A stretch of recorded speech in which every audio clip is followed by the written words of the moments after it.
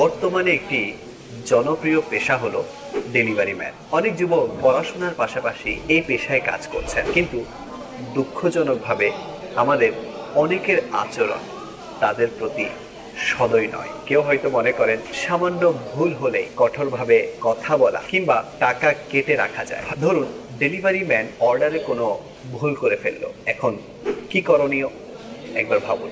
নবী করিম সাল্লাল্লাহু আলাইহি ওয়াসাল্লাম যদি এই যুগে থাকতেন, তাহলে তিনি তার জন্য কোনো পণ্য দূর থেকে ঘাম ঝরিয়ে বহন করে আনা মানুষটার সাথে কেমন আচরণ করতেন।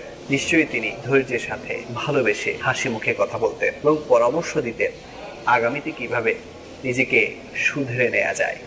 তাহলে আমরা কেন পারছি না? নবী করিম সাল্লাল্লাহু আলাইহি ওয়াসাল্লাম ইরশাদ করেন, প্রকৃত মুসলমান তো সেই যার হাত ও জিহ্বা থেকে অন্য মুসলমান নিরাপদ থাকে।